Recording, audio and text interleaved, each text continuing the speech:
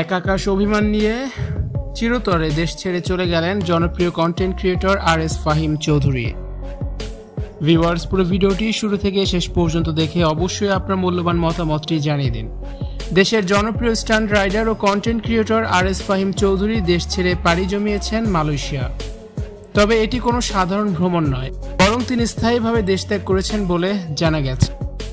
গত 5 আগস্টের পর থেকে বিভিন্ন বিতর্কের কারণে কিছুটা আড়ালে চলে যান RS ফাহিম চৌধুরী। যদিও সামাজিক যোগাযোগ মাধ্যমে তিনি সক্রিয় ছিলেন, এই সময়ে তার ব্যক্তিগত জীবন নিয়েও বিভিন্ন গুঞ্জন ছড়ায়। সবকিছু ছাপিয়ে এবার দেশ ছাড়ার খবর নিশ্চিত হয়েছে। ফাহিমের ভেরিফাইড ফেসবুক পেজ ঘেঁটে তার দেশ ত্যাগের ইঙ্গিত পাওয়া গেল। 19 ঘন্টা আগে পোস্ট করা একটি ছবিতে তিনি লিখেছেন, জীবনে চলার পথে কেউ কষ্ট দেবে, কেউ বেইমানি করবে, কেউ বিশ্বাসঘাতকতা করবে, ভালোবাসার নামে অভিনয় করবে, বন্ধুত্বের নামে ব্যবহার করবে। হ্যাঁ, এটাই নিয়ম। যত তাড়াতাড়ি বুঝতে পারবেন ততই ভালো থাকতে পারবেন। পোস্টের সঙ্গে ছিল একটি ভালোবাসার ইমোজি, যা আরো আবেগঘন করেছে তার বার্তাটি। তবে সবচেয়ে স্পষ্ট ইঙ্গিত মেলে তার স্টোরিগুলোতে। 27টি স্টোরিতে দেখা যায় প্রথম সন্তানকে আদর করছেন RS ফাহিম চৌধুরী।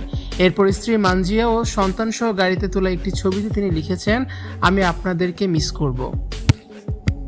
একটি ভিডিওতে বিমানবন্দরে পরিবার ও শুভাকাঙ্ক্ষীদের কাছ থেকে বিদায় নিতে দেখা যায় RS ফাহিমকে। সেখানে ক্যাপশনে তিনি লেখেন, যথাসম্ভব সবার সঙ্গে এটাই আমার শেষ দেখা। পরে বিমানে ওঠার এবং মালয়েশিয়ার পৌঁছানোর মুহূর্তগুলো স্টোরিতে শেয়ার করেছেন তিনি। নতুন দেশে নিজের গাড়ি চালানো ও নতুন বাসায় রাতের শুভেচ্ছা জানানোর ছবি ও ভিডিওর মাধ্যমে নতুন জীবনের সূচনার আভাস দিয়েছেন এই জনপ্রিয় কন্টেন্ট ক্রিয়েটর।